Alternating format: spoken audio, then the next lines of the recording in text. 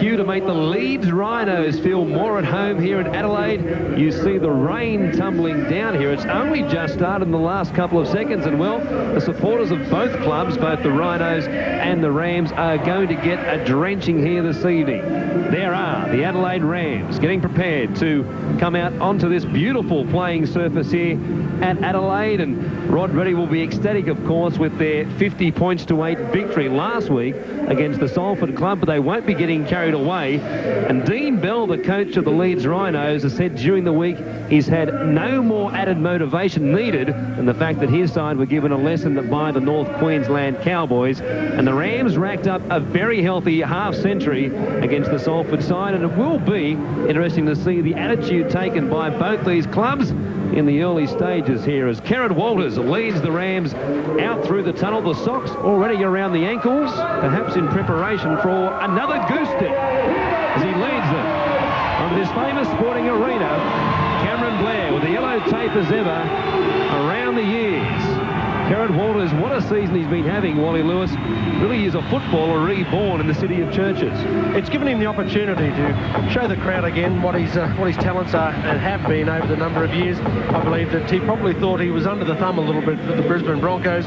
Wayne Bennett was a guy that concentrated on mistakes more than anything, and down here it's allowed him to open up and throw that ball around as much as he wants to in a game of football. Wayne Simons there on the wing for the Adelaide Rams, back into the lineup for the first time in 6 weeks after suffering a broken finger some weeks ago against the Penrith Panthers. The coach, of course, for the Adelaide Rams is Rod Reddy. Cameron Blair, as I said, the yellow tape as ever. It's a superstition he has. He's never taken the field in a first-grade game without the yellow tape. Even got to the stage at some points of his career he sent his mum back home to find the yellow tape after he forgot to bring it to the ground. I'm sure mum would have been pretty happy about that, but like most mums, I guess, they really stick behind their pride and joy. They don't really care whether I've got to go to the shop down the road, the one interstate, or wherever, catch a plane to get it. If it means that their son's going to go out there and perform to the best of their ability, she'll be pretty happy about it. Well, some last-minute jogging on the spot from the Leeds Rhinos, and Gary Mercer, the Kiwi, will lead them out through the tunnel. They have the bye next week, so just 2 games down under as far as the Visa Cup World Club Challenge is concerned for the Leeds Rhinos. They go home. Their first game when they arrive back will be against Bradford, so what a welcome it will be back to them for the Euro League. Round 14, they take on the leading Bradford side. Gary Mercer leads them out. A couple of Australian faces you'll recognise, and the shape of Wayne Collins in particular, and the Tongan-born Martin Masella, 2/3 of the front row combination, which makes up that man there as well. Barry McDermott suffered a couple of nasty head gashes last week in that game against the Cowboys. As we look at their lineup, Damien Gibson, another Australian, is the fullback. There's Paul Sterling in conjunction with Leroy Rivet. They are the wingers. Hassan and Cummins the centres. Easton Harris and Ryan Sheridan, the half combination. Then it's Masella, Collins, McDermott, Morley, Farrell and Mercer. They are the forwards. The coach, of course, Dean Bell, another face you'll recognise from his stint with the Auckland Warriors in 1995.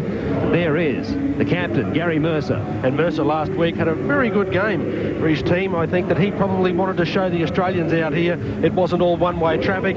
The way he led from the front was admirable all night long, and I'm sure that he wants to turn things around here, open up his team, give him a chance at posting points on the board.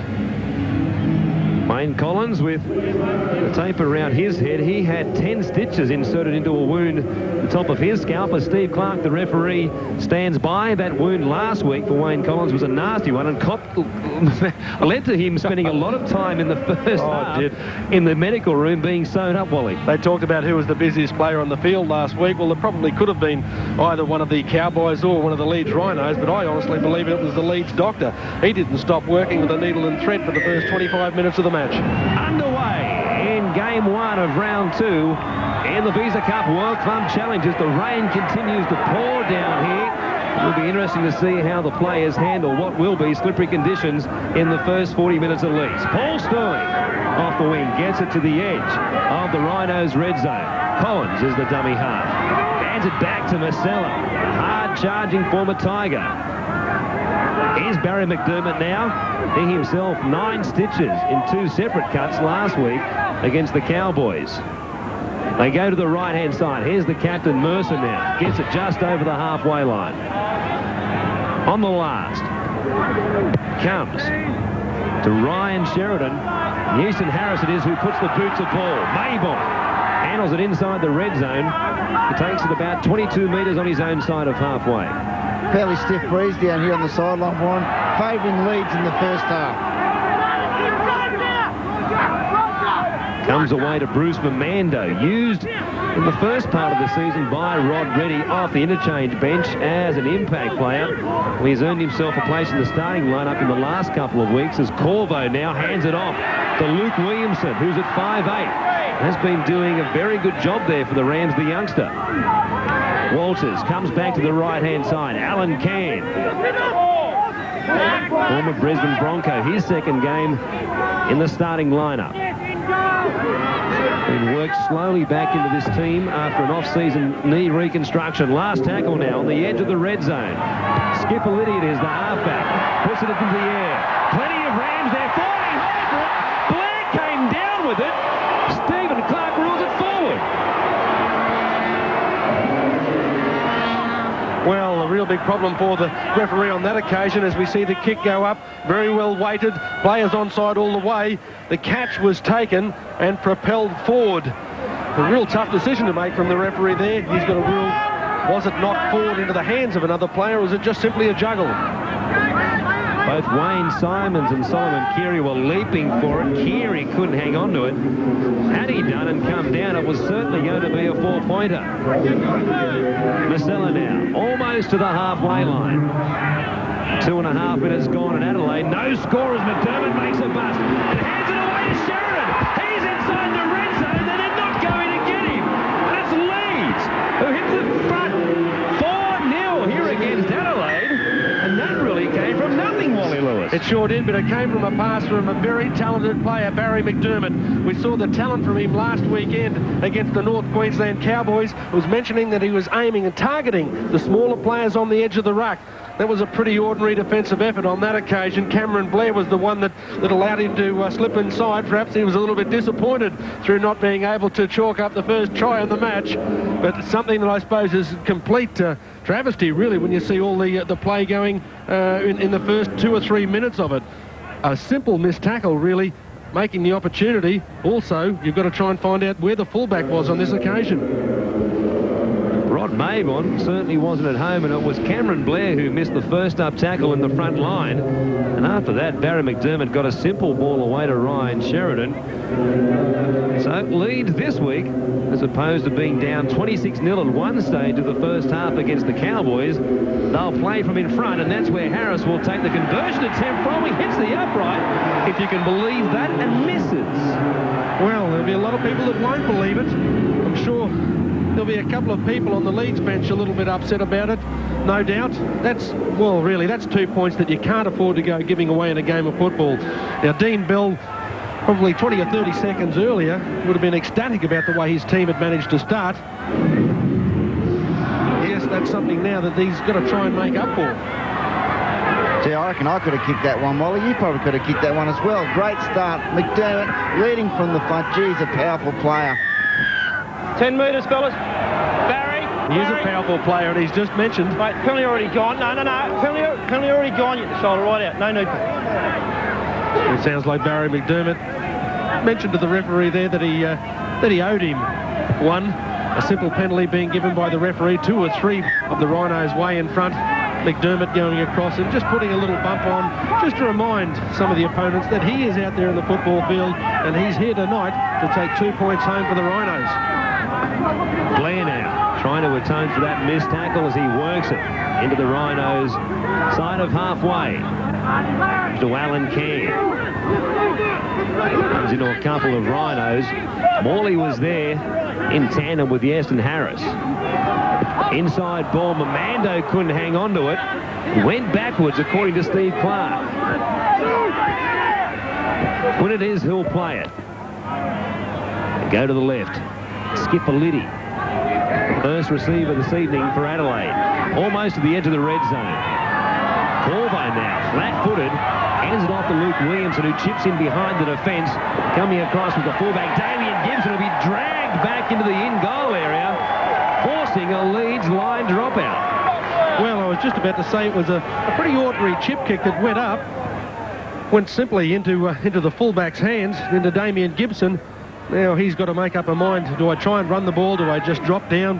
Probably a lot of people believe if you simply drop down to the ground, you're almost endangering yourself of being penalised for an involuntary tackle. But, Jacko, it looks like there's a fair bit of talk going on once that first 4 points was posted.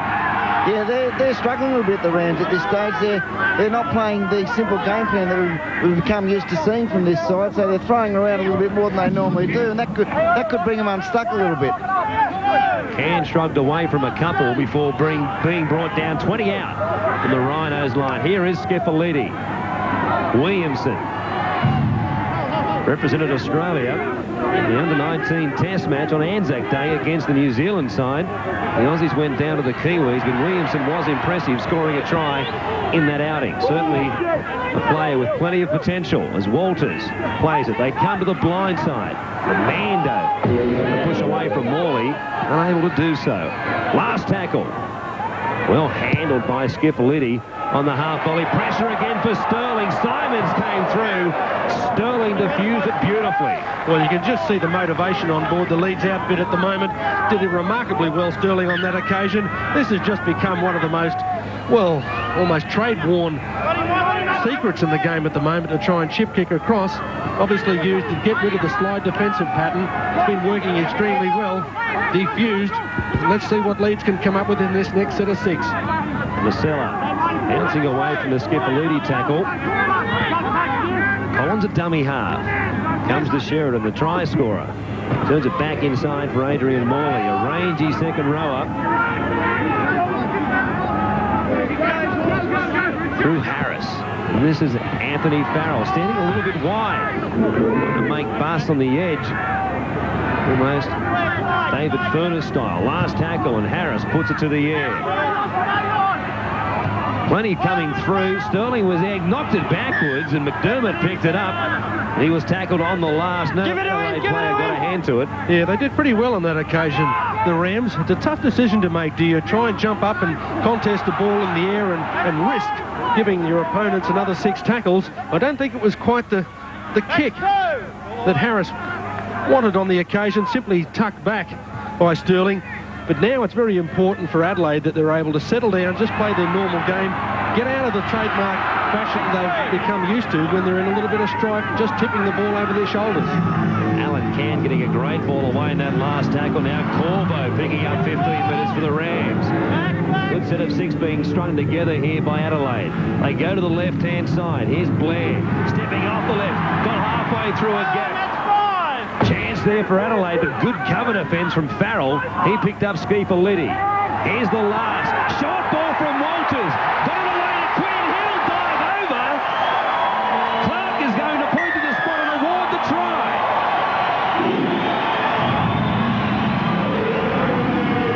They've hit back.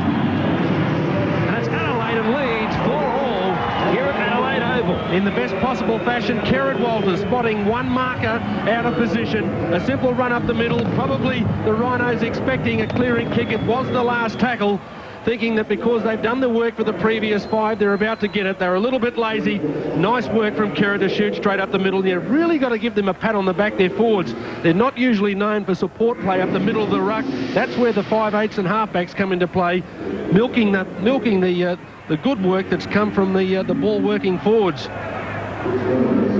But gee, it's been one of those games that's just gone from one end of the field to the other. One mistake, though, has simply given either team an opportunity to score a try, and they've cashed in both times. The Cowboys did plenty of that last week in that first half against the Rhinos. As you said, just one mistake, and it's cost them 4 points, quite possibly 6 with the record of Luke Williamson. Gave him a rap as far as his positional play and play in general was concerned. Well, he's a great goal kicker as well. 10 minutes gone. 4 apiece at Adelaide. 6 from 6 in the World Club Challenge so far for Luke Williamson. at 7 from 7. As the Rams 6 lead the Rhinos 4. Gee, I admire this kid. He's only 18 and a half years of age, Williamson. He's done extremely well. Here's the break from Kerrod Walters up the middle. Blair simply coming up with short support. It's fairly obvious there that there wasn't too much defence that was getting into position. Yeah, they just went to sleep, didn't they, on the 5th tackle? While you spotted it, they were expecting a kick. They didn't go up on the line. Kerrod spotted that and did the rest. Sterling now away from the back of the ruck. Well, good tackles there by the Rams. Here's Mercer now, scouting back towards the blind side. The Rhinos have had plenty of possession, but a lot of it has been inside their own 50. Comes away to Farrell. Tackle from Bowden around the legs to bring him to ground. On the last. Thank you. Did it tough getting out of their own red zone. Mabon going back, juggles it a couple of times and eventually hung on to it. That will be the 0 tackle. Maguire now. On the way to Chris Quinn. His first try in the World Club Challenge, giving the Rams a 2-point lead. The Mando plays it. Come the blind side. Heavy tackle this time. Phil Hassan, who came up with some big hits last week against the Cowboys, really crunched Michael Maguire then, and he's a little bit sick. Oh, he sure is. I mean, it's a cloudy night with rain here in Adelaide, but I bet you he'll be seeing stars for the next 25 or 30 seconds. There's no doubt about that. It was a nice, good shot. Well, gee, it was a little bit high. The referee, though, was standing fairly close by. He adjudged Sam's tackle to be legal. A little bit high. It was right around the nose. Well, perhaps he was just trying to adjust or shift a little bit of dirt that was laying there. Given the benefit of the replay, Stephen Clark might have changed his mind. Sterling again, great under pressure. Simons came through and barreled him in the tackle.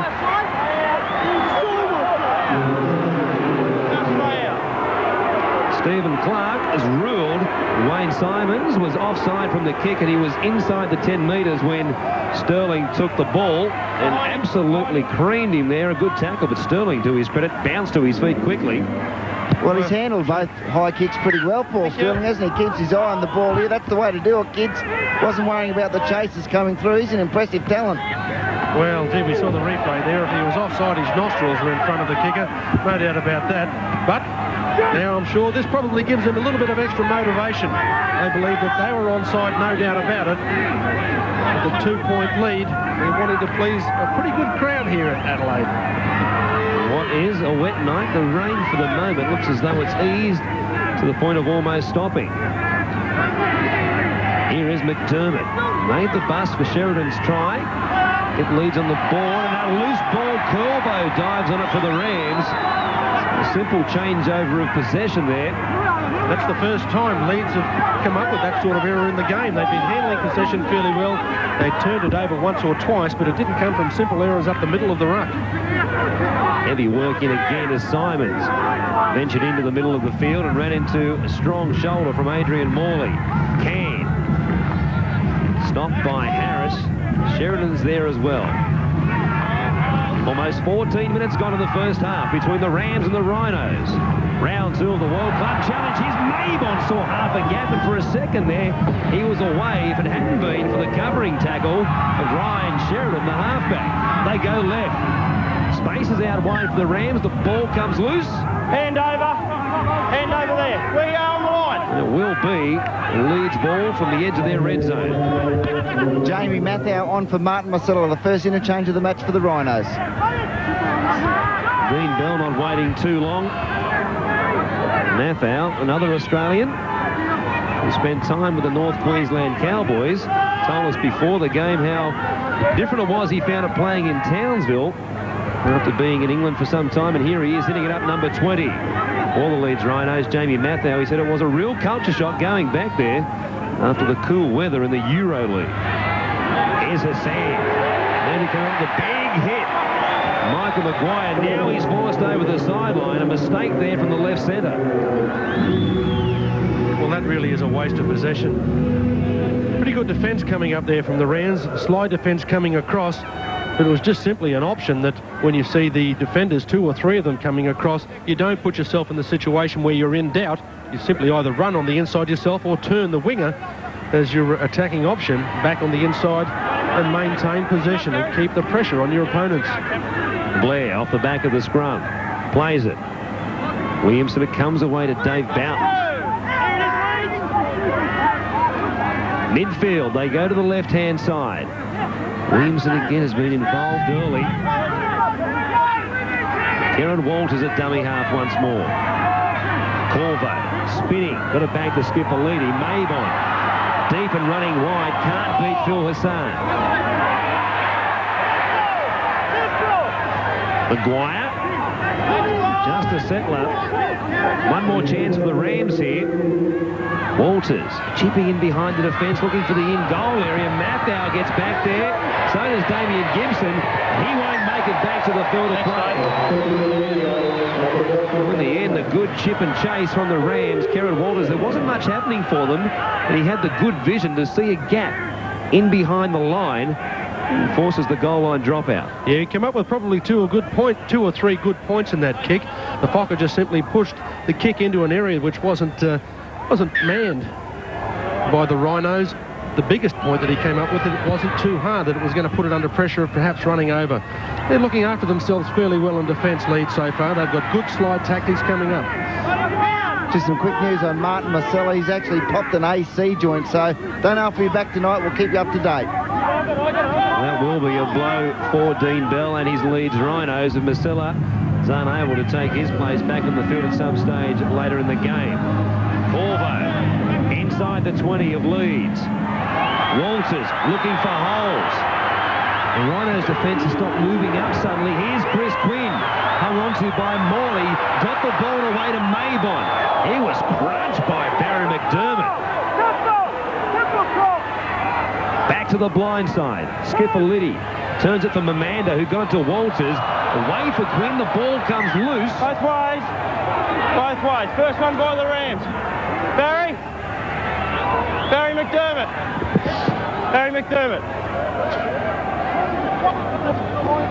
I think Barry's in trouble. Okay, let's do this. Okay, stand it up. Mate, I was just trying to play an advantage there. There was a high tackle down there, all right? Yeah, get him down, okay? You got to get him down, okay? Who was it, Ian? That's enough. Anthony Farrell. There's a report coming in from the touch judge. It might have been nothing. Little scuffle. Let's just calm it, cool it. Let's just cut the rubbish out and get on with the football. Steve Clark on top of things. A quick warning on the run for Barry McDermott. So there really was a crunching tackle on Mabon. It looked to be as bad as the Phil Hassan tackle on Michael Maguire, though, that's for sure. Pretty important that the Rhinos come up with just sensible play here.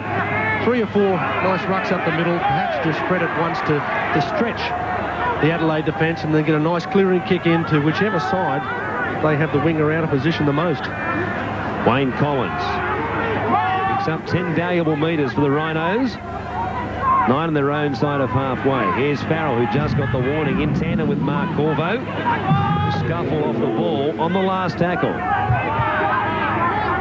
Collins away to Harris.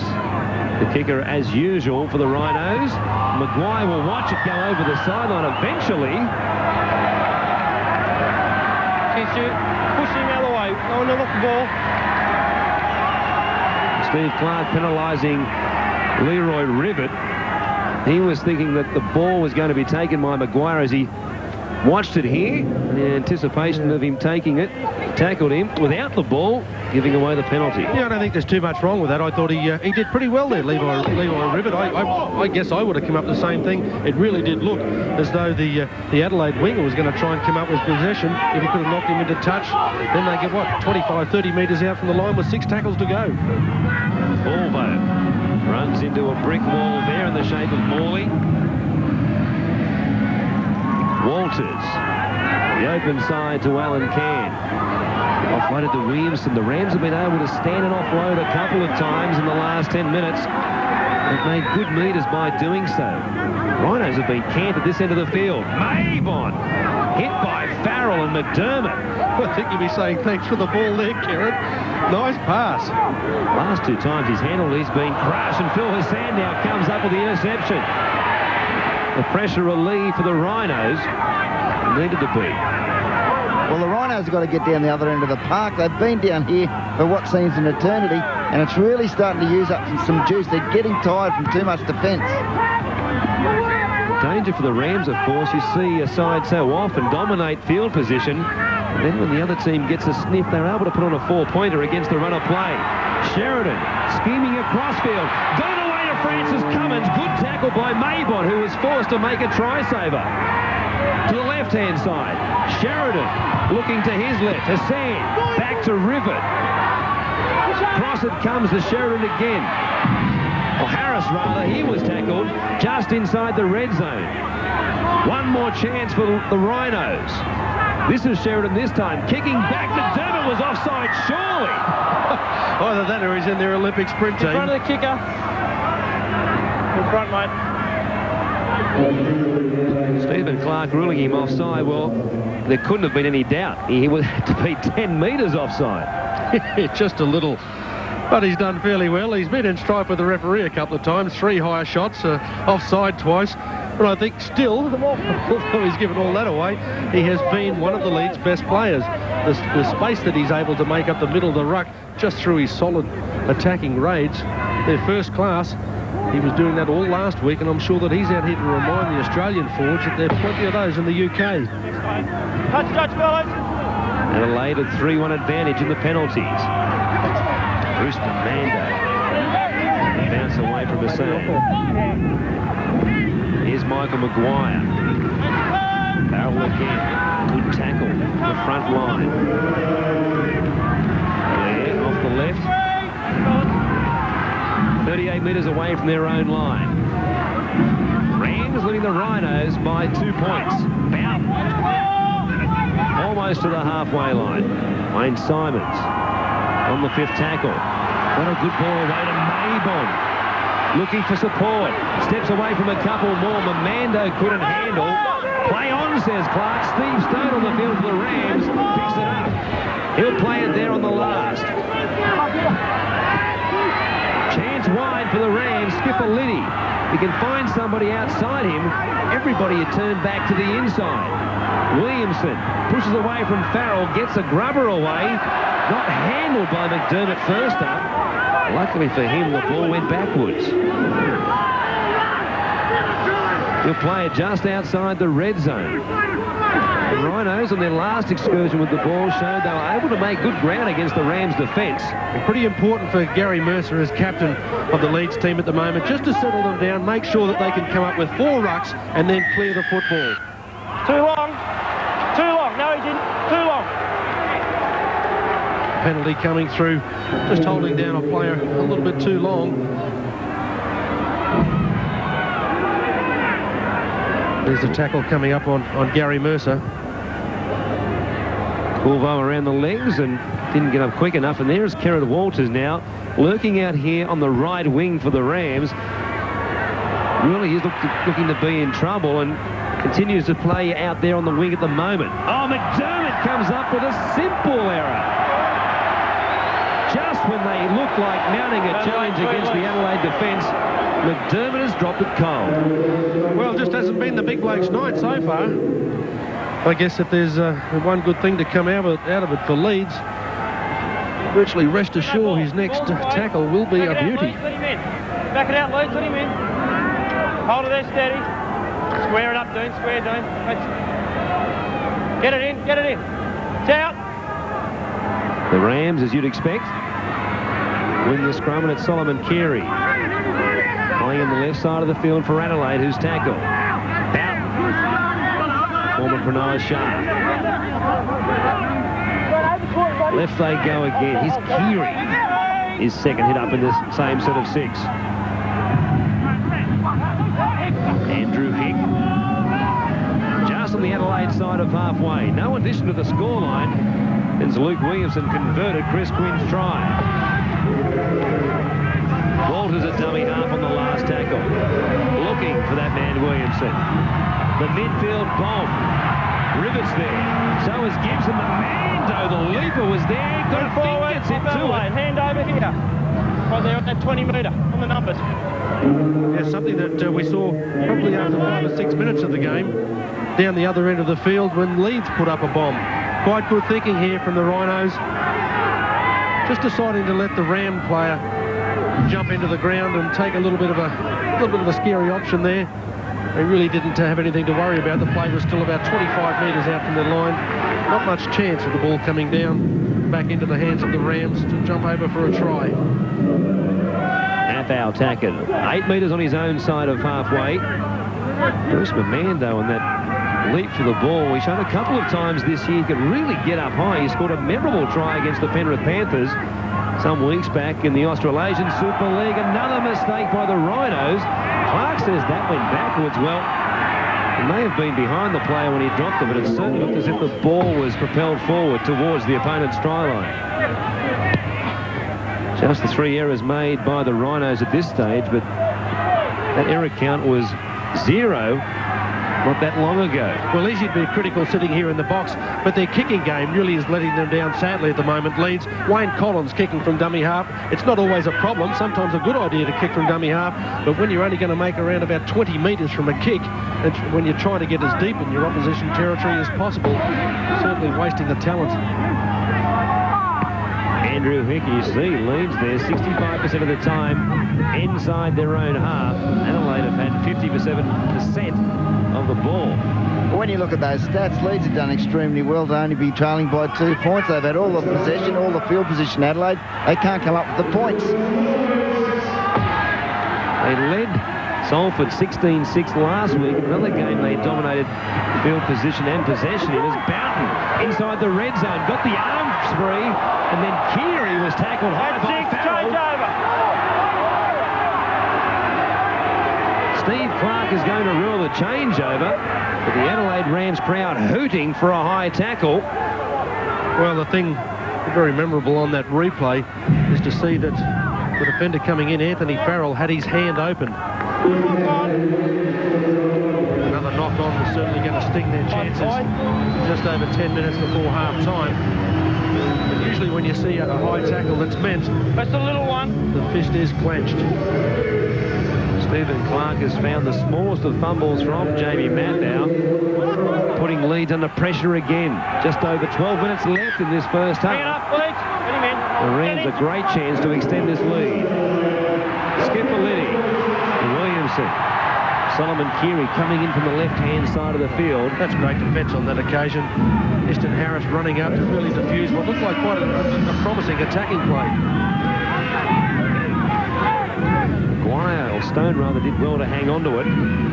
Ball pass off the back of the ruck from the Rams, and it's Hick. Midfield, 5 metres out. The Rhinos 20. It's Corvo now. He's working it up for a settler.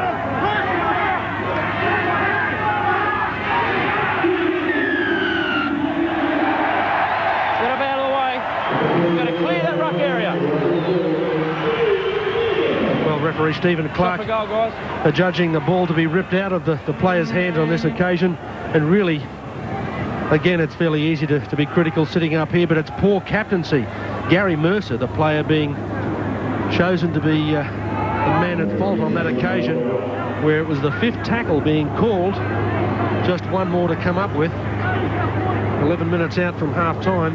That could put Adelaide 4 points clear. Perhaps he felt his team needed a little bit of a rest, but to give them a rest when you're going to give away 2 points is something that, well, you really got to toss a coin to judge whether he's doing right or wrong there.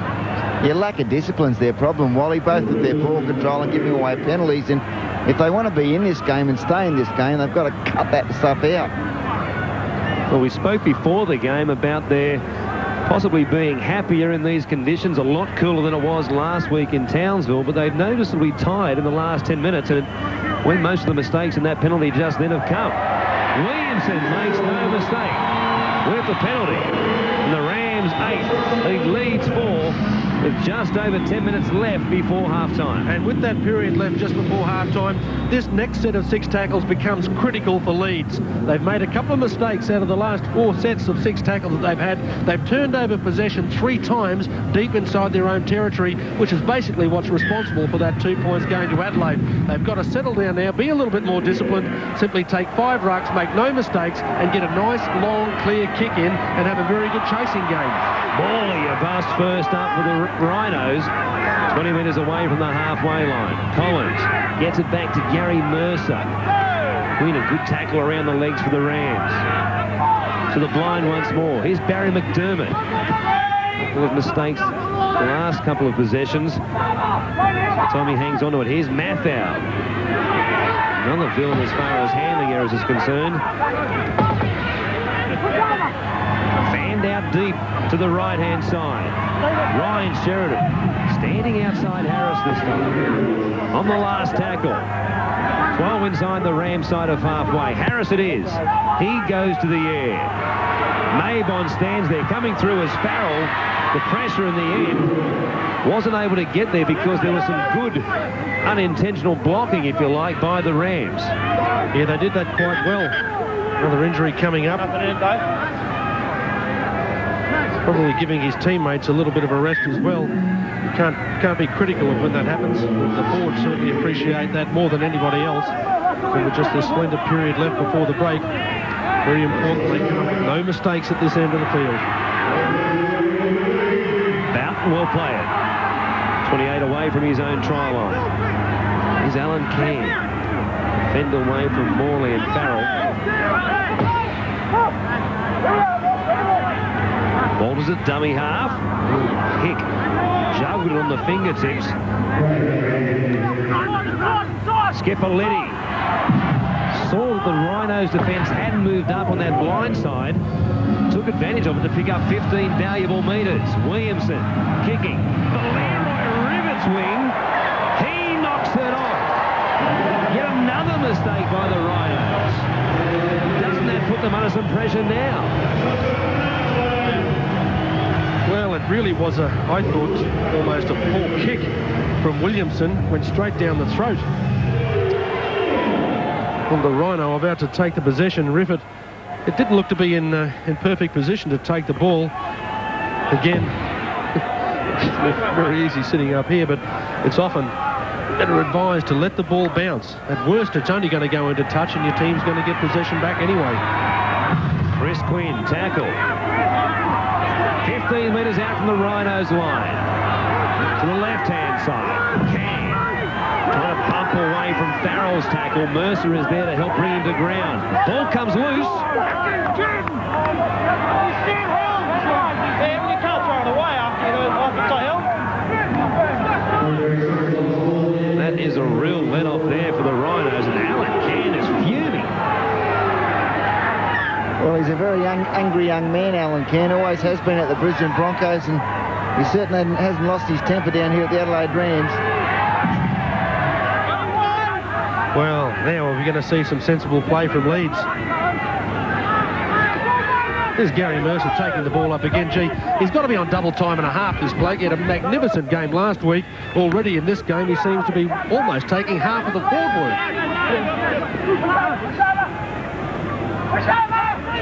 Comes to the right-hand side. McDermott. That's ball! Another good run from the big front rower. And a good quick play of the ball as well, but the dummy half couldn't come up with it. Such was the speed of the play the ball. And he's got tackled exactly where the play the ball occurred. A wasted tackle almost in effect for the Rhinos, as Sheridan this time looking for that eastern touchline at the northern end of Adelaide Oval. Avon tried to take on Sterling, flirting with the touchline. Here's Maguire now coming from the right wing, helping out these forwards who are taking some time to get back, and now there's a mistake from Wayne Simons. What is happening out there? Well, perhaps we can blame the slippery ball. It really did look like Wayne was just taking a little bit of a peep, working out where he was going to take his attacking play, looking for a slight gap in the defensive line. With 5 minutes left, it's going to be pretty important that move off your position and take any of their chases out, all right? You're coming through as a foil. When they're kicking downfield, you're coming through as a foil and taking their chases out, all right? You can't do it. No, I don't think it was just then, Wayne. I think it was the last time they were down on the opposite side of the field. Here's the Rhinos now inside the Adelaide red zone. Coming across field. Sheridan showed it a couple of... Harris, rather, showed it a couple of times and almost went all the way. Rivet running 25 metres across field and about 10 metres backwards. Nobody can tackle him. Eventually, Waters does. 15 out from the Rams line. Pretty important here. They just try and set this ruck up. Get Barry McDermott into position. He loves attacking the edge of the ruck at the smaller players. They're lined out to the left-hand side. Here is McDermott. He stumbled. A quick play the ball, though. Maybe it was a planned move away. Farrell stormed onto it. Yeah, that's a wasted tackle. One more for the Rhinos. Collins, a dummy half. They go right.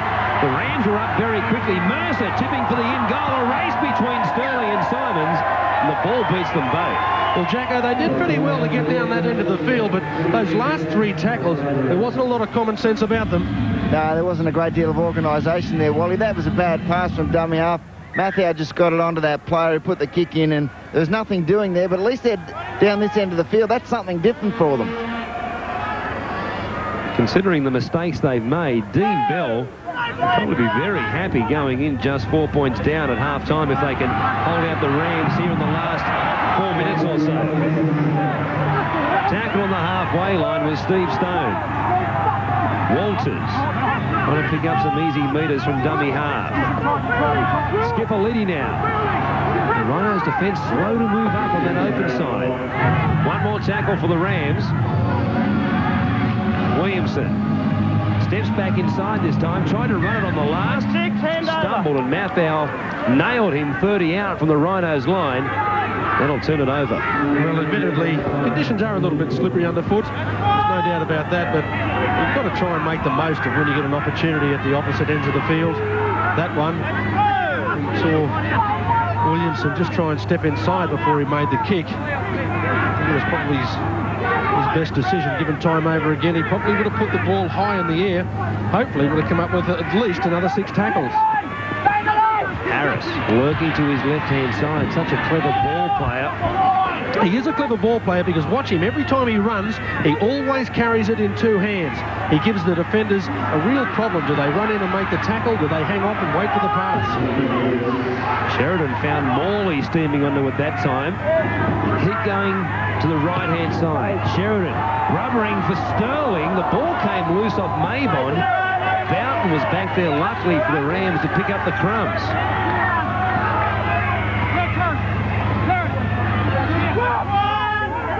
Here he is playing at 5 metres out.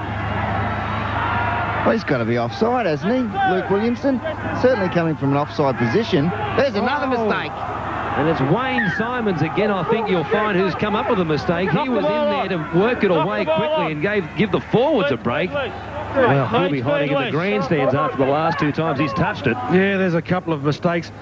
Probably he's going to be reminded on that occasion from Kerrod Walters, who was in position ready to take the ruck. Simons probably thought he could give him a rest, but that's 2 in a row he's come up with. Maybe it's justice after it did look like that Williamson, I called it as Boughton, but it was Williamson getting back there. Could be offside on the replay, no doubt about that. Mercer now, just 5 metres out from the Rams line. To the left-hand side, through Harris. Sheridan standing outside him again. Comes away.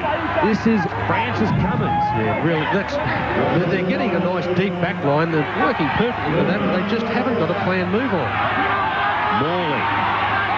A settler, 1 pass off the ruck. 5 away from the Rams line again. They compass and play the ball. And it's Harris chipping into the in goal. Simons got there in time just to beat Sterling. Simon shoveled it over the touch in goal line. He and Sterling had a bid coming together. They're probably asking himself, what the hell am I doing here? There it is, this new trademark of rugby league. Simon's getting back. He was under massive pressure from Paul Sterling, who was racing through. Took the correct option, I thought, as well, trying to bat the ball out, not trying to ensure he had the ball in his hands. Real pressure for the Rams here. They need to score points, Leeds. They've been down here for a couple of sets now. They need points on the board before half-time. They've got 41 seconds to do it. And they did very well there on that occasion, Leeds. They probably ran down the clock by another 15 seconds. They've got 3 play the balls to try and work something. Mercer slips as he comes to the defence. This is Damien Gibson. 25 away from the Rams line. 20 seconds left. They try for the grubber early. Farrell will get back there. They'll retain possession. They've got just 13 seconds left now before the halftime siren. Harris flips the ball to Gibson. McDermott standing wide. He tries to straighten it. Gets it back to Wayne Collins. They keep it alive. But there is the halftime siren. So Adelaide hang on and will have a 4-point advantage as they go into the sheds at the break. Well, they're going to be going in there. No doubt some of the players are a little bit tired, sucking in a little bit of breath on the way off.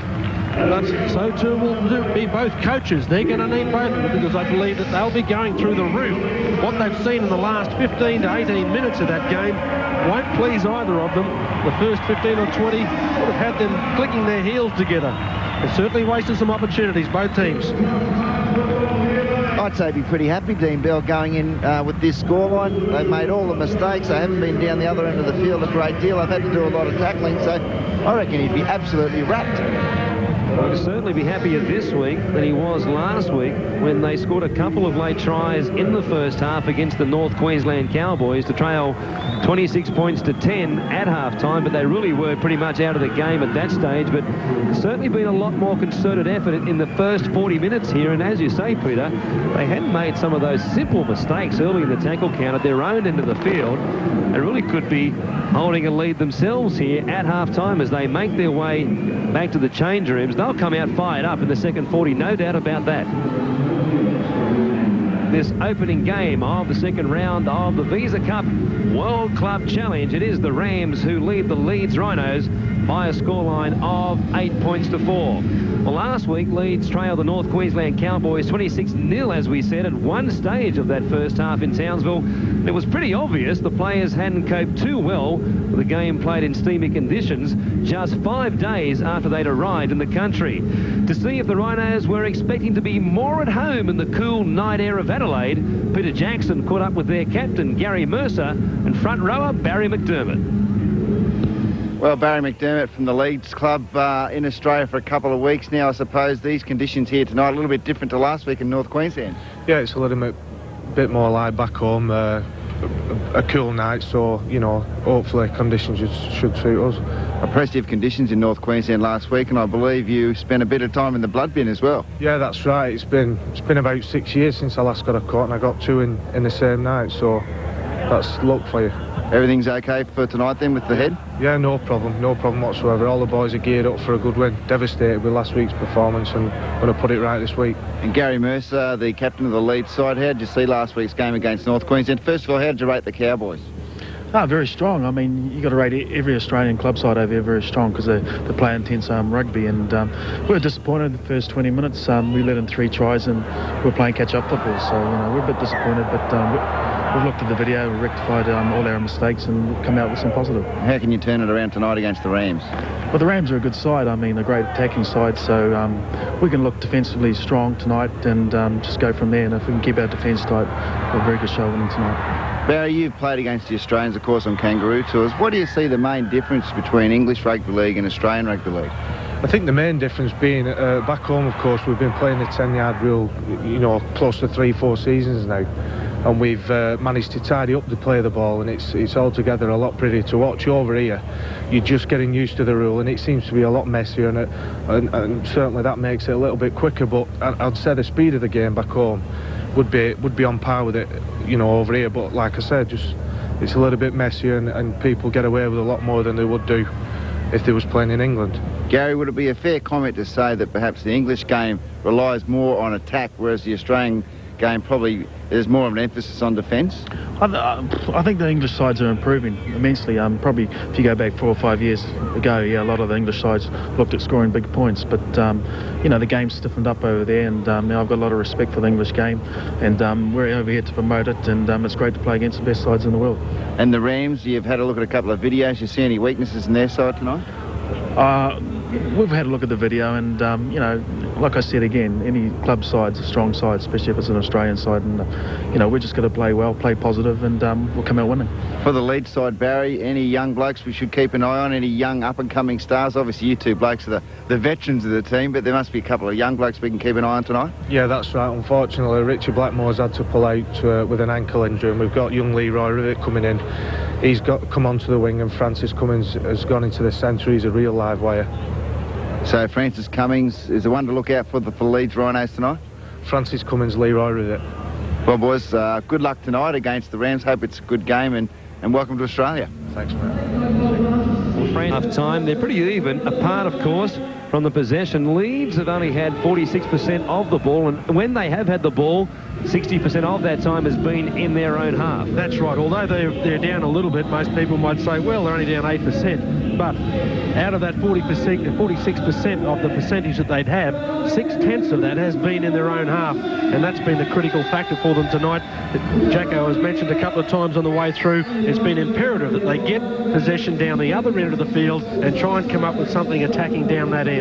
They're too tired when they get down there if all the players down their own end of the field and they're all tackling.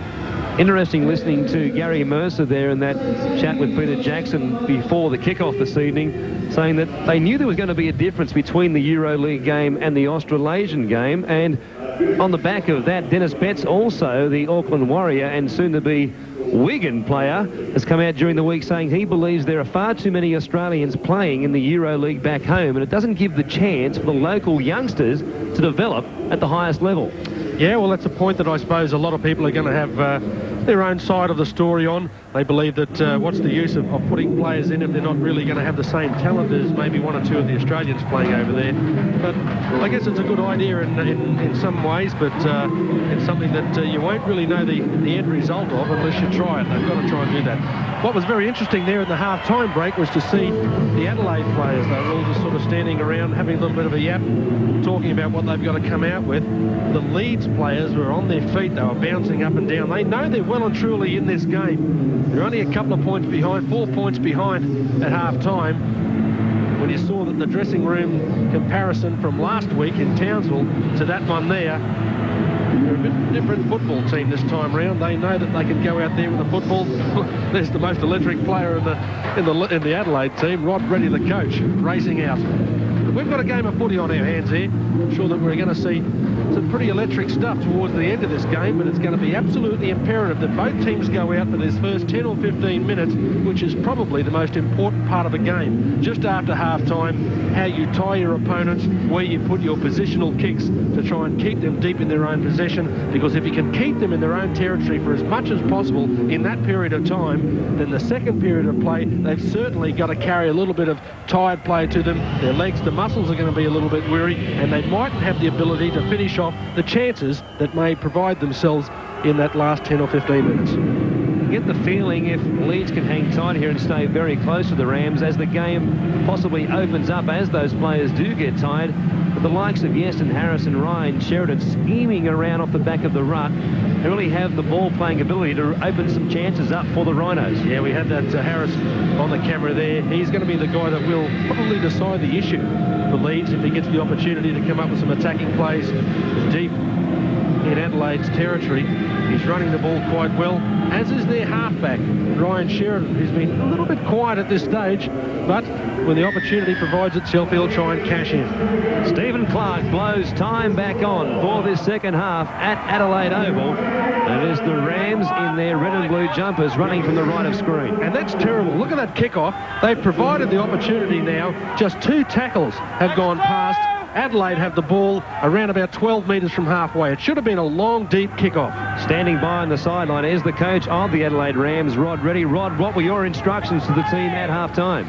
Oh, again, mate, I just thought we defended very well in a, from a very committed Leeds side. I just think we need to cut the errors out in our own half and carry the ball out of more there and in the good ball area, get to our points and attack the right players. We just haven't really finished our last plays good enough. Rocket, you mentioned the defence. I mean, it's desperation in your own line really has been first class. It didn't look too many occasions that there were any chance of busting it. Yeah, that's pleasing, mate. But again, I'd like to get the points on the board and do that. I mean, defensively, okay. A good side, this Leeds side, very quick, and they'll take their opportunities. We need to be good tonight. Rod, thanks for your time. Good luck in the second half. Thanks, mate. Another quick penalty here against the Rhinos, too, in the first minute and 15 seconds of this second 40 minutes. That gives the Adelaide Rams great field possession here down the northern end of this Adelaide Oval. Look at the penalties there. The Rhinos obviously struggling to come to terms with the Australasian referee's interpretations here this evening. I thought that penalty was pretty indicative of what Reddy would have said at half-time, the speed that he wishes his players to get up off the ground. Both tackles, they got off very quickly. The second one, we saw the Leeds players not able to match it for speed. A penalty going, well, there's another one coming exactly the same way as I just mentioned. Pushed him.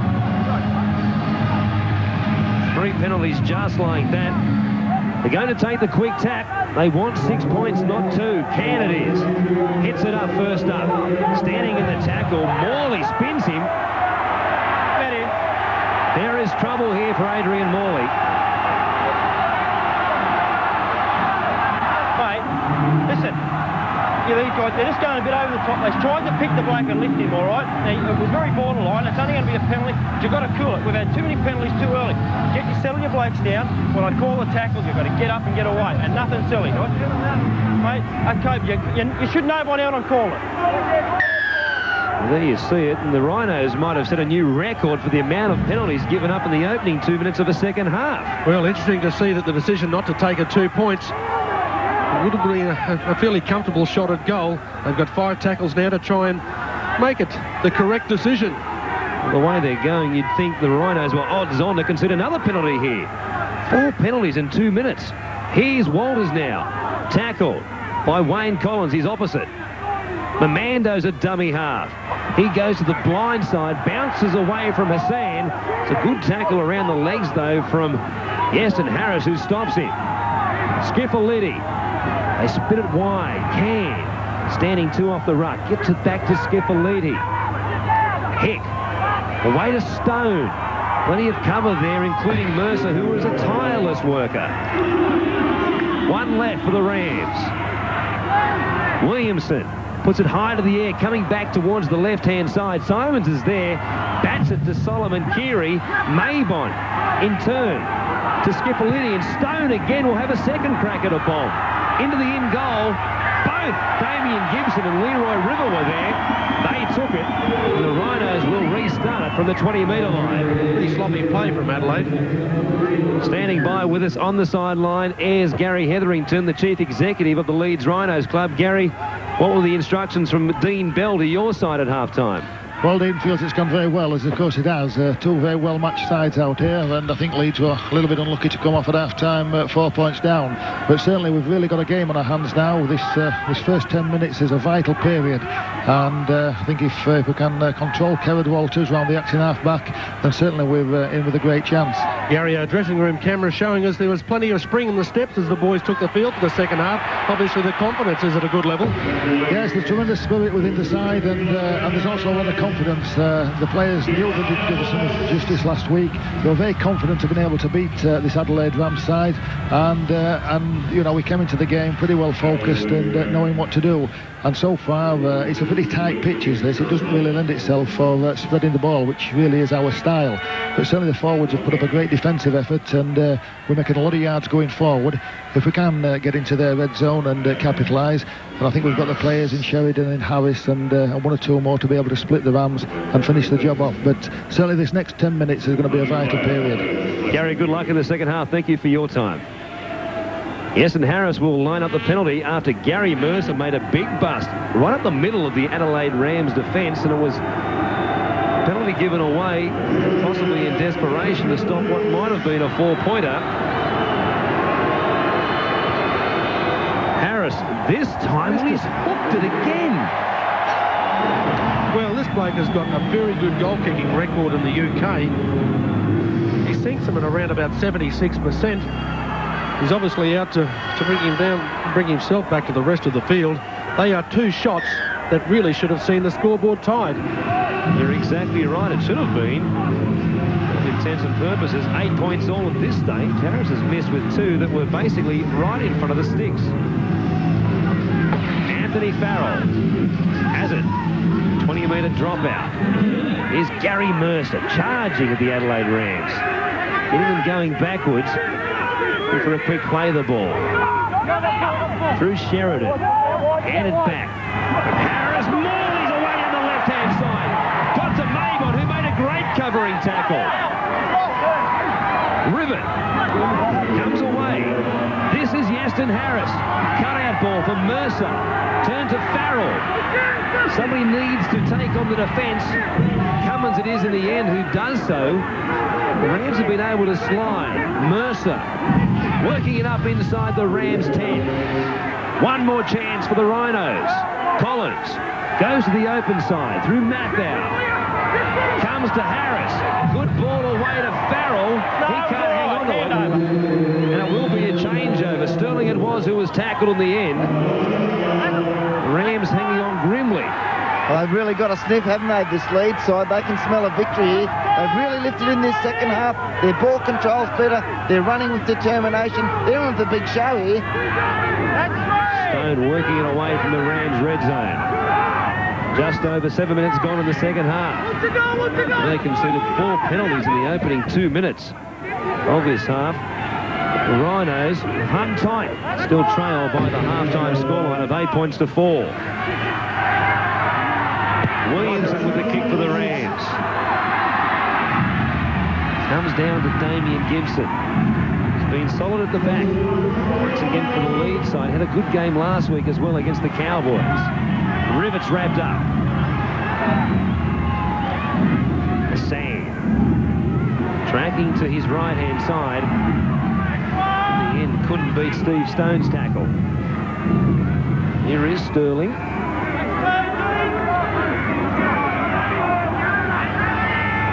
Mathau searching for the halfway line.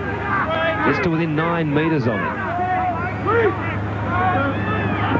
Dermott couldn't handle it. That's nicely though for Gibson. Good away to Rivet, who threw an awkward pass to Morley. Was certainly not afraid to throw it around. Well, Collins I never opened my mouth up. I was going to say the first couple of sets of 6 tackles that they've had, they've played quite smartly. 3 shocking passes that really put themselves under pressure. It led so easily to another mistake, and the Rams would have had the ball in good position. Simons picks it up at the 20-metre line. Coming through quickly, that was Harris. He did a good job to wrap up Simons. He did a good job to wrap him up, but I think he probably pointed out to a couple of his teammates as a nice break is made. Maguire away down the right-hand side, looking for support. Back on his inside. Mabon is there. He did it away to Chris Quinn. Maguire still in support as more Rams come through. They found the hole on the left side of the defence for the Leeds Rhinos.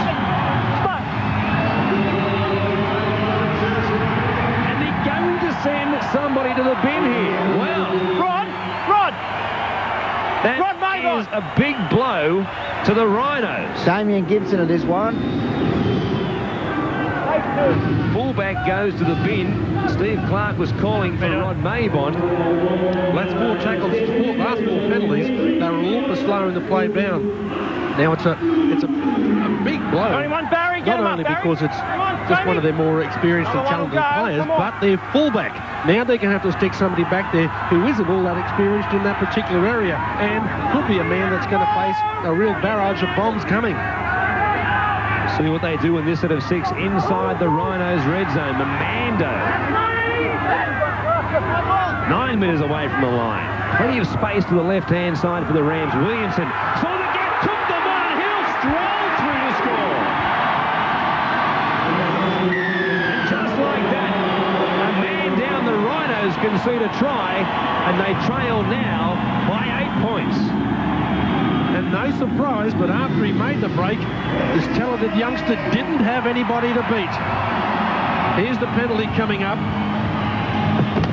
Damien Gibson just hanging on too long.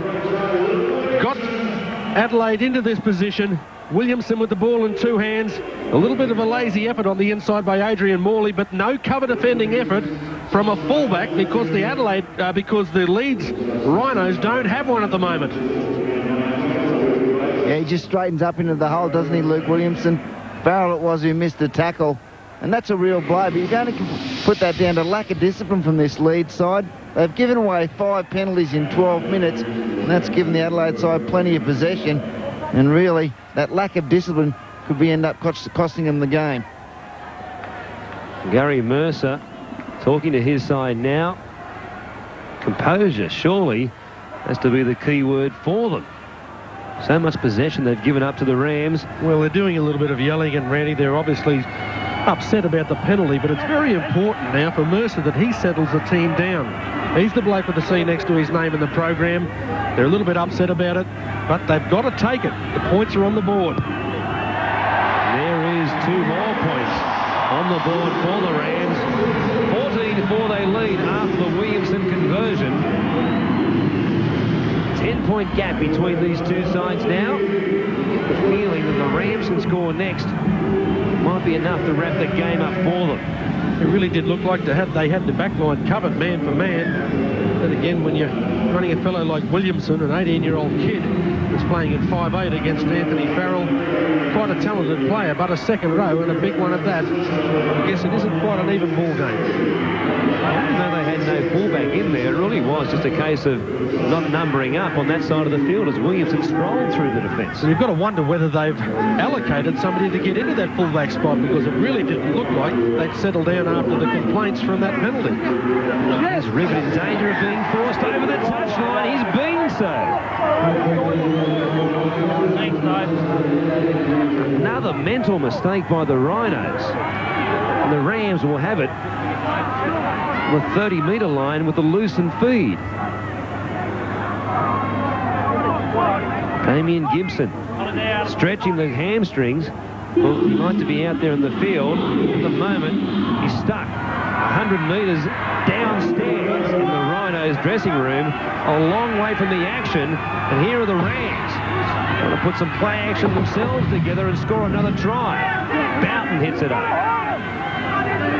22 out from the Rhinos line. Darting away from dummy half was Stone. Who it was who went high and made the tackle? Skipoletti. Back to him from Hick. Sheridan around the legs. Plenty of players coming in late. They could have been penalised for flopping on the tackled player again. Walters now. Cumbersome it was as Morley got tangled up with him. Ball comes loose from Alan Cairns' grasp. Now, Walters with a bit of soccer skill flicked it up for himself. Gets it back from Solomon Keary. Staggers and then darts. Got a ball away to Steve Stone. He's going to score, but was the pass forward? Stephen Clark was right on top of it. He'll point to the pot and give them a 4-pointer. But I've got some doubt about the pass back on the inside from Kerrod Walters. Yeah, it was line ball, but before they got to that situation, you've really got to be a little bit critical of the Leeds defence. Now, admittedly, it's come from a difficult situation where the ball's hit the ground. One player, and one player only, took off to try and grab him. It was Paul Sterling. None of the other defence is really in a determined mode. Well, maybe it looked like it was okay on that shot. But they had to try and come up and put some sort of pressure. Kerrod Walters simply taking off. Gary Mercer, one of the guys that was pulled in. Well, you have a look at that shot. It looks forward. Very difficult to make those ankles. But, Jacko, I guess it's just a case of going to sleep too early when the ball hit the ground. Yeah, it's a shame, Wally, isn't it? Because I thought they were in with a real show in this second half, but it's really been a lack of discipline. Rivette getting pushed over the sideline, 4 or 5 penalties. You know, and really at this stage you have to say Adelaide have got to be, you know, well and truly home and hose. It's a shame for the match itself because I thought they were playing pretty well, Leeds. Their actual basics of the game have been pretty good.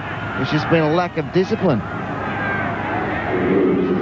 Luke Williamson with a perfect record, trying to extend this lead to 16 points. Damien Gibson has been off the field for 5 minutes and the Rams are running 2 tries as Williamson pilots it through. That's Adelaide 20 who lead Leeds 4 with just over 24.5 minutes left before full time. Well, Kerrod Walters racing up the middle. still, he's not a big man, Kerrod. You probably think that a couple of the Rhinos may have been better advised to go into the tackle with the idea of knocking him backwards rather than just put a couple of arms around him and maybe stop the ball getting past sideways. Steve Stone, the try scorer, getting a break in what is his 200th grade game. It's been a happy occasion for him. The double century up. The try scorer, Steve Stone. Gary Mercer. Cameron Blair was high with Ken around the legs. Yeah. Cameron. Mate, the thing that brought him undone is he jumped off the ground, all right? That you jumped off the ground to get him high, okay? That's the tackle that has brought a lot of criticism to both Cameron Blair and Alan Langer. He uses the foot out to the side to try and, well, not quite trip the players, probably a poor choice of words, but unbalance them. The referee, I think it's there in black and white, he certainly did jump off the ground. Anything missing with the stairs.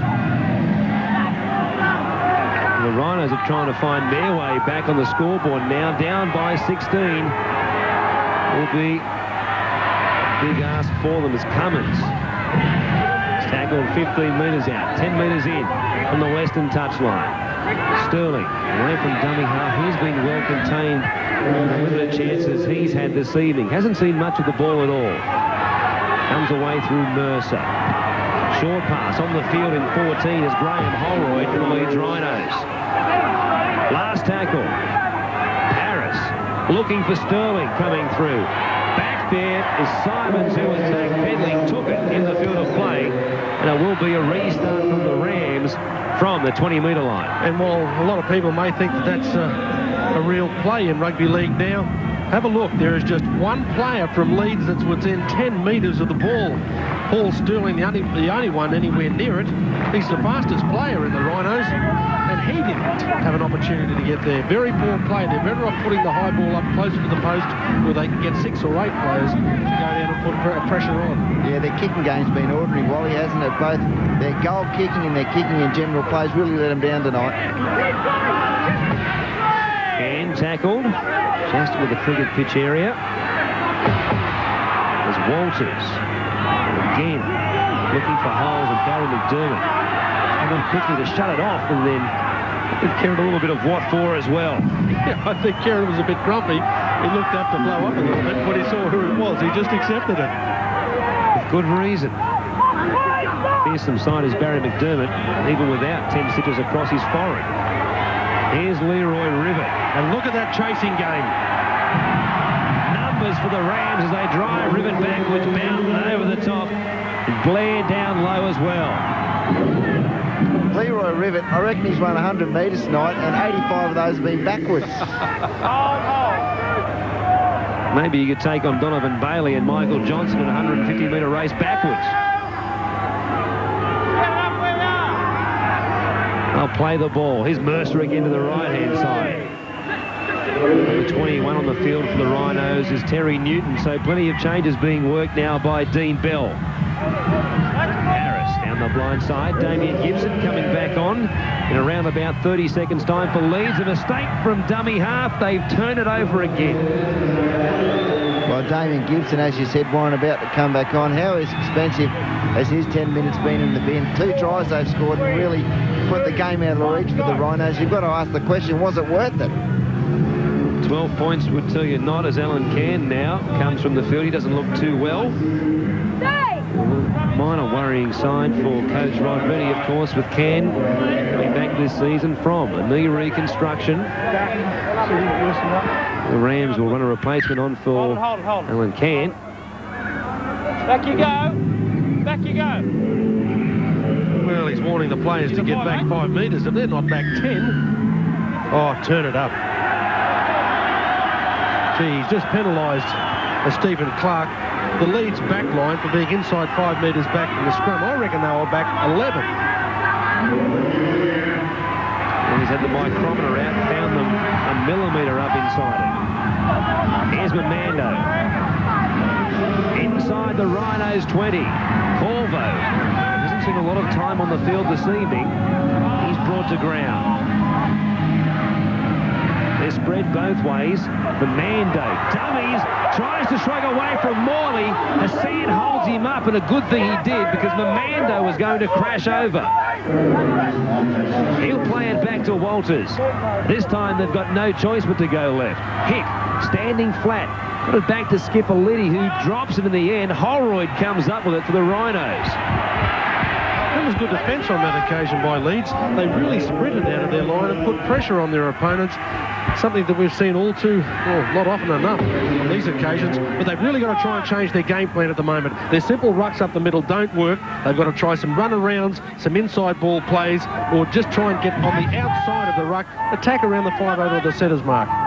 Just some news on Alan Cairn. He's struggling with a back injury. Not quite sure if he'll be back, but he is in a fair bit of pain down here on the sideline. That is bad news for the Nuggety front rower.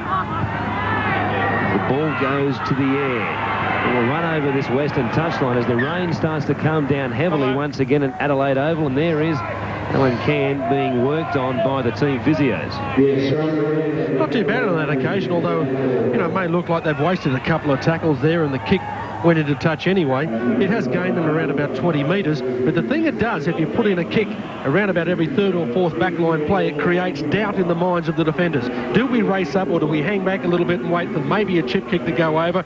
That's something that you've got to try and bring in a little bit. You've got to give them a little bit of a pat on the back for creating something and a change in their own game plan.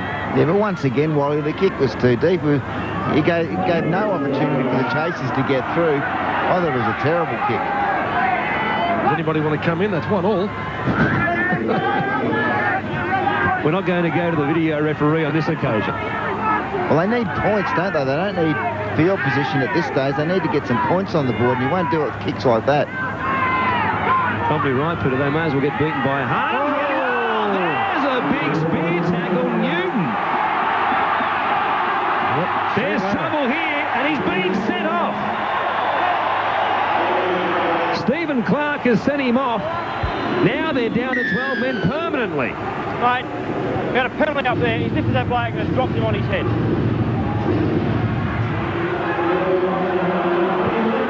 Gee, and I don't think too many people could argue against that. Oh, that was a nasty tackle, Wally. That was terrible.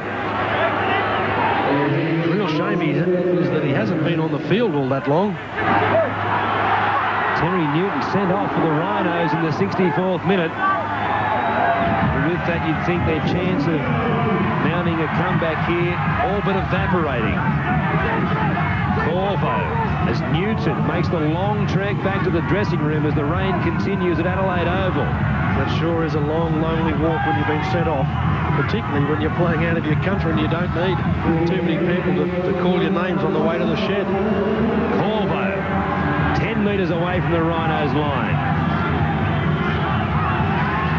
Looking to add insult to injury. Walters got it away to Mando.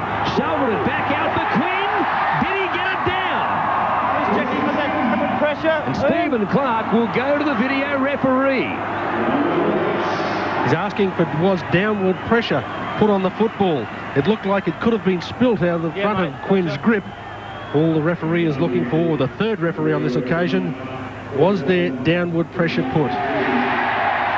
From that replay, you'd say no doubt about it. Ian Parnaby is the video referee. And he's called on for the first time this evening.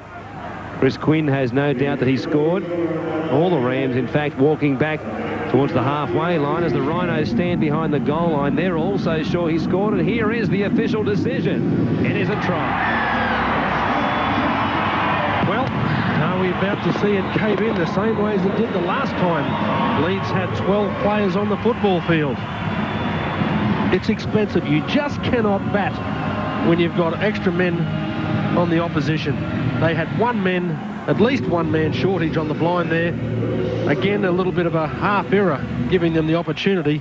Kerrod Walters running the football, creating doubt, a nice pass into a hole. This is where the error came. Gee, you have a look at that. Easton Harris is the man that's almost knocked the ball out of his grip. You pat him on the back to say you've created doubt in the mind of the ball carrier. Moments later, you've got an extra 4 points against you. Well, it's going to be a long last quarter of an hour here for the Leeds Rhinos as Gary McDermott has a say after Gary Mercer had a couple of words. McDermott going to town with everybody, and yeah, he sure is, and I think he'll be reminding himself and his players of a quote that came out today. He said that it just wasn't the opportunity of playing here and hoping for a win. He mentioned that it was British pride that was up for grabs. He didn't like it being dented. He wanted to prove themselves out here tonight. Unfortunately, it just hasn't happened that way.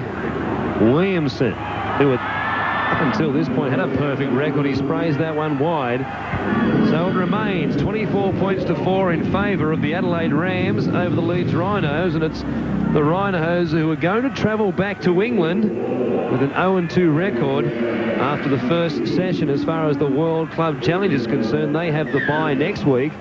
And you would think at this stage, with plenty of other clubs sure to fare possibly a little bit better than themselves, they're going to do it tough to make the playoffs, with the top side from Pool B in the Euro League playing the team that finishes 4th in Pool A of the Euro League. That playoff will decide the team that goes through and joins the 3 top teams from Pool A as far as the Euro League team is concerned. And now another mistake, this time from Andy Hay, who was on the field. Well, it's been symptomatic of the night as far as the Rhinos are concerned. The interesting point about both those rucks is they were taken up. One from their permanent workhorse and captain Gary Mercer, the other one from the fellow that dropped the ball. There wasn't a supporting player within 10 metres. The Rams, another great chance here. Campion on the field for them. Played in the Tri-Series. He's only been on there for a number of seconds, and already he's picked up a wound that may carry him off the field. Skipper Liddy as Williamson turns it back inside for Maybon. He'll go in behind the post. It's an exhibition now from Adelaide. Yeah, it's just a point-scoring exhibition. The opportunity being provided that time by Graham Holroyd from Leeds. The ball was shifted wide. Holroyd's number 14 for Leeds. As the ball was turned back inside, he simply didn't bother sliding across. Saw Eston Harris cover it fairly well. But Jacko, it's pure laziness coming out now. Yeah, well, they've thrown the towel in, Leeds. No, they can't win this game. While they're in there with a chance, Wally, I thought they were playing pretty well. With 12 men now, the game's all over, and I wouldn't be surprised if Adelaide put on another 3 or 4 tries before the night's out. Rod Maybon picks up his 3rd try of the World Club Challenge after notching a double last week in that 50 points to 8 rout of Salford. Williamson this time will have the conversion from pretty much directly in front. Yeah, bad news for Kevin Campion coming off the field now. It looks like that'll be him for the evening. Looks like a leg injury. Of course, he just came back from a leg injury. And he looks in a fair bit of pain, poor old Kev. Had a fantastic Tri-Series for Queensland. Really improved his football down here with the Adelaide Rams, and that's a terrible blow for the club and for him. He strained an adductor muscle, as you say, a couple of weeks ago, and it looks for sure as though he's re-injured. That muscle is Williamson. Kicks the conversion, makes it 30 points to 4 after the Rams led by just 4 at half-time. Well, here it is coming up. The ball being shifted across field. It was very well covered by Eston Harris. But gee, you've got to be able to rely on the blokes inside you. On slide defence, the man inside you becomes the most important man in the defensive back line. If he isn't worth 2 bob and backing you up on the slide, you might as well throw in the towel permanent. Gibson jugged it there from the restart. I don't think the Rams are going to put the whip away here. They lead by 30 points to 4, but of course, for and against, percentage points could decide the team that goes through as far as the Australasian teams are concerned and the EuroLeague teams from Pool B to join the 3 Pool A teams in the playoffs. So the Rams, after scoring 50 points last week against Salford, will be out to do likewise in the last 10 minutes here against the Leeds Rhinos. Here's Hay, away from dummy half, picks up 10 metres inside. The Rams 50.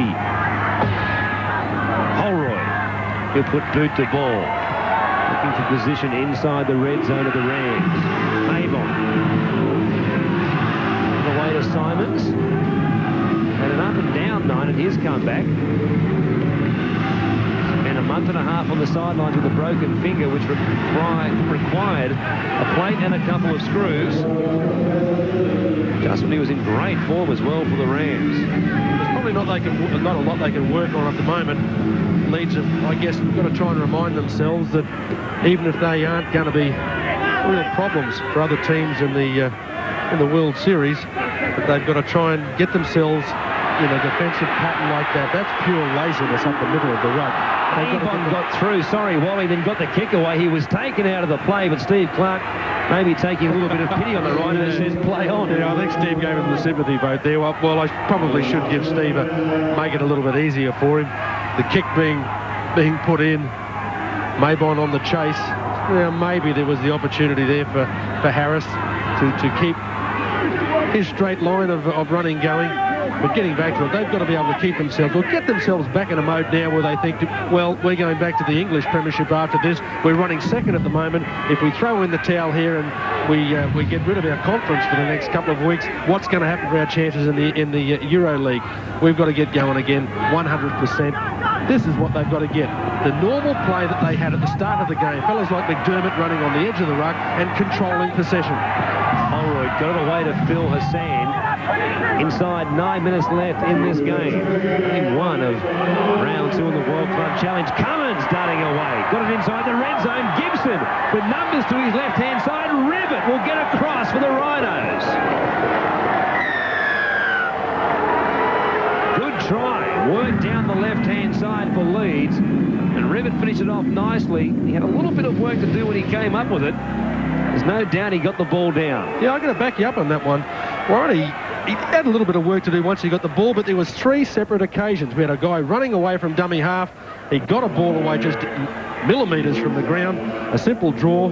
I probably thought he made a little bit of a mistake trying to come back on the inside, but he's got the 4 points on the board, so he definitely made the right decision on that occasion. There's some skill that we know that these Leeds guys have. It's just a situation where they just haven't been able to put it into place as much as they would have liked on the night. Well, that was something different for Leroy Rivet. He actually ran forward on that occasion, which is always a plus. Well, Jacko, you're an old Leeds boy. What about the confidence level in the club? Is he going to they're going okay tonight? Yeah, well, they're going okay in Great Britain, Wally, but I mean, they're really struggling here. Here's the kick now. It's Holroyd with the left boot. Struck it nicely, but it fades wide. Adelaide lead. The Rhinos, 30 points to 8. Just under 7.5 left before full time. Some nice speed off the mark on that occasion. He did fairly well, Francis Cummins. That ball that he got away was as good as any pass we've seen in the game. Other skills that have come in have been fairly good. A lot of people will suggest that perhaps the Rams were lazy. That's taking a little bit of credit away. There was some dead set skill in that you take on board any time in your own game. You talk about the flagging confidence of the Leeds Rhinos. These victories that the Rams are notching up here in the World Club Challenge will certainly give them some renewed confidence after a couple of heavy losses to both Canterbury and Canberra in the last 2 rounds of the Australasian Super League. Once they rejoin the Australasian Super League in rounds 13, 14 and 15, this Rams side will certainly come out a different team as Steve Stone darts away from dummy half. Mabon spinning and waiting for support. Comes up with a mistake. The Rhinos will get it. Geez, they opened up again. They did. Jamie Matho was the player at fault on that occasion, and really side on probably makes it a little bit difficult to judge distances. Here's the sidestep on the inside. Jamie Matho on the headgear. Well, he looked like he was probably an arm's length away from the ball carrier and didn't make much of an effort to get out there. That, of course, sometimes happens once the ball game is all over. But you've got to look at yourself and worry about your personal pride when situations like that occur. Here is Barry McDermott working up towards the halfway line. Lashes out here at Kurt Wrigley, who's on the field for the Rams. No, just get up and off it. I think he milked that fairly well, Barry, as well. I don't believe the first time he put his hand out, he was just saying, please get off me, you're laying on me too long. Just as he's rolling over, he just gives him a little bit of a left shove, probably wiping the dirt off the face. That's all it would have been. Gibson will play it. 30 away from the Rams line. Can they score again and make this scoreline a bit more respectable? You can't bag their skipper, Gary Mercer. He's a trier, isn't he? Yeah, he was the same Jacko last week in Townsville, and I'm sure that we'll see in this last 5 minutes that he'll come up with a couple more hit-ups yet and probably show a lot more desperation in defence than some of his teammates. 12 metres out from the Adelaide line.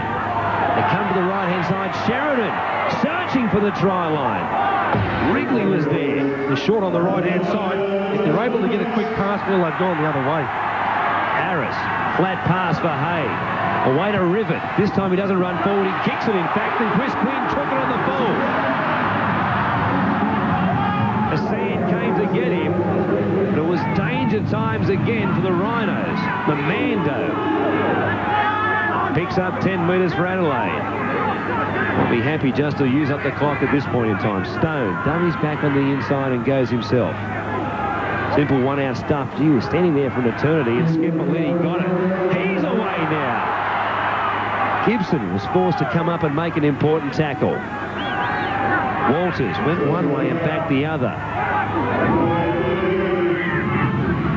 4 minutes left. Hick shovels it away from dummy half. Luke Williamson strolled through a couple of tackles. Got it back to Stone. Can he score number 2? Can he ever? Well, this is the one that I'll put a question mark on. The referee has put the whistle to a little bit of work, but there was some doubt over the inside pass. Again, lazy defence opening up. Some shocking holes coming up, but basically only through simple grabs and tackles. Jamie Matho won. The pass, well, make your own judgment on that one. I've made mine. Steve Clark ruled in favour of the Rams, and really it means nothing more than, as we said, for and against percentage points. Rod Reddy will be happy to see his side run in as many tries as possible, and he would have been concerned they gave up that try down the left-hand side to Leroy Rivet a moment ago. Stone picks up his 3rd try of the World Club Challenge. Williamson can add the extras from the 20-metre line. Well, this has been a good performance for young Luke Williamson. He scored a try, has been involved in a couple of others, so this will do his confidence the world of good. Obviously, the defence from the EuroLeague sides isn't as strong as what they come up against in Australia in the Australasian Super League, but the fact that he's making breaks and putting blokes through holes will do his confidence the world of good. He's a very talented young kid. Yet to hit 19 years of age, or might have just hit 19 years of age, but he's got so much time and space to do everything, and he's a goal kicker in big-time competition, and you certainly don't see any pressure on him any time you look at his face. From what we've seen of him early on in his career, he's a very good goal kicker. This time, well, as always, when you give somebody a rap, he sprays it wide. But he's 5 from 7 tonight. The Adelaide Rams lead the Leeds Rhinos 34 points to 8 with 78 minutes gone. And despite the rain tumbling down and providing English-like conditions for us, certainly hasn't favoured the Rhinos. Holroyd it is. Tries to work it away from the Rhinos red zone. Andy Hay saw some minutes last week against the North Queensland Cowboys and picks up some time on the park again this evening against Adelaide. Barry McDermott, along with Gary Mercer, have been tireless hitting the ball up. Mathau as well has had a good game after having a couple of fumbling lapses early on in the first half when he came on. Martin Marcella left the game early for the Rhinos with a shoulder injury. Hasn't been seen since, so restricted the Rhinos to 3 fresh players, even though the 6 replacement rule is in effect here in the World Club Challenge, or miscommunication between the Rams. To scrum, fellas, to scrum. Rod Mavon was there with Michael Maguire, and both players thought the other was taking it. Yeah, I guess the inspiration to try and get in and catch a bomb like this fades a little bit once you see the scoreline at the levels that it's been, but I'll bet that Coach Rod Reddy doesn't agree with that once he gets in after the game or watching the after-match video. He'll speak to Rod Maybon and just remind him that he's got plenty of experience on board and he's a very good, talented player. The kick through from the scrum. Simon's under pressure. He wrapped it up. Did he take it in the end goal? Stephen Clark says he took it in the field of play and then was forced backwards over the touch-in goal line. With the full-time siren about to sound, they may not have time for the restart. Simon's going backwards under pressure from Sterling, and there it is. Full-time at the Adelaide Oval. As the Adelaide Rams, who defeated the Leeds Rhinos by a scoreline of 34 points to 8 in front of a good crowd. Terrible conditions here at the Adelaide Oval. They've come out in support of the Rams again, as they've done all season. Yeah, it was very unusual to see them just before they ran on. It didn't look like they were going to have too many, but looking round the outer, in front of the famous scoreboard church, all the way round the new grandstand to the Sir Donald Bradman stand, there's plenty of people that have packed in here, and I believe that after these two matches, where we've seen the Rams win by cricket score lines last weekend, and very convincingly this week, 34 points to 8, I'll gain a few more supporters for the next game that they've got on home track. Well, as Damien Gibson and Dean Smith-Fellini chat with Gerard Walters about what has just happened in the previous 80 minutes out there in the field, the Adelaide Rams record now as far as for and against, and as we say, it is important when you consider that made aside the top team from Pool B. Adelaide now have scored 84 points, conceded just 14. Down on the sideline, we cross to Peter Jackson. Well, Wayne Collins, you seem to be in the game up to half-time, but Damien Gibson sent to the sin bin. A couple of mistakes, a few penalties, was all over. Yeah, it was. You know, at half-time we really thought we were in with a big chance. You know, we didn't think we played that particularly well in the first half, and we're only a couple of points behind, so we're really confident coming back into the game. But, you know, a couple of things went against us there. Damien got sent off, and, you know, I guess they went away with it then. The penalties seem to be a problem. Is there a problem with the interpretation, or was it the referee's fault? Yeah, you know, we've been working hard on that particular area, you know, around the ruck, and obviously, you know, they got us about 6 times in a row there, or I think for holding down in the ruck, so that's something we're going to have to look at. Obviously, the mistakes in the first half, you didn't play that well, but you hung in there. But in the second half, you made the same mistakes, but you just couldn't hang in there. No, that's right. You know, probably towards the end, no doubt we got a little bit tired, and, you know, they put a few tries on us late in the game, you know, particularly when we had one sent off towards the end there. All right, mate. Well, bad luck. Hasn't been a great time in Australia, but have a nice flight back to Great Britain. Yeah, we look forward to them both coming over there and playing us in England. There he is. Well, Wayne Collins determined to turn the tables on the sides they've been beaten by in their venture down to Australia, as Gerard Walters, the goose-stepper from last week, applauds the crowd who came out in good numbers once again here at Adelaide Oval. A crowd in excess of 14 or 15,000, you'd think, and there is the final scoreline, 34 points to 8. Steve Stone and Chris Quinn scored 2 tries apiece. Rod Maybon and Luke Williamson getting 1 each. Williamson was 5 from 7 in the goal-kicking department. Sheridan and Rivet scored tries for Leeds, and Essen Harris was definitely off target. No goals for 3 attempts from him. As we cross back down to Peter Jackson once again with Luke Williamson. Well, Luke, looked like you're in for a real game at half-time. Yeah, it was fairly close. We thought they'd come in a lot better than they did last week, and they did that. We stuck to it, and in the second half, a few things went our way, Yeah, they made a lot of mistakes in that second half, didn't they? And particularly, you seemed to get a glut of penalties at one stage. I think you got 4 or 5 in a row. Yeah, we were lucky to have a few things go our way, and we just capitalised on that, yeah. Now, Luke, yourself, you made a couple of breaks, scored a try tonight, put a few blokes over, so it was an impressive performance by yourself. Oh, it was all right, yeah. There's still a few mistakes there, but just take play week by week, yeah, it's all right. So you must be happy with the amount of points that you scored with the side, with the for and against being so important in this championship? Oh yeah, for sure, yeah. That's the crucial factor in this competition, the for and against, especially in our pool, and we'll be all guns blazing, yeah. Well, congratulations on a good match and a good win for the Rams. Thank you very much. Well, Peter Jackson mentioning there about the points that the Adelaide Rams have been able to post in that match, and the last couple, they've had some pretty impressive performances over the last 4 or 5 matches. In fact, 4 of the past 7 Telstra Cup matches. Although they lost 4 of those games, they managed to score good points. They scored 22 against Canterbury, 22 against Canberra, 22 again against Canterbury, and 18 against Canberra the second time round, so they can score points. The only problem Rod Reddy's got to work on is their defence. At the moment, they sit on top of Pool B as far as the Australasian Super League teams are concerned in the World Club Challenge. As we look at St Peter's Cathedral just outside the famous Adelaide Oval, on behalf of Peter Jackson and Wally Lewis, and in fact all the Fox Sports crew, I'm Warren Smith. Thanks for your company this evening, and make sure you keep watching all the great action on Fox Sports.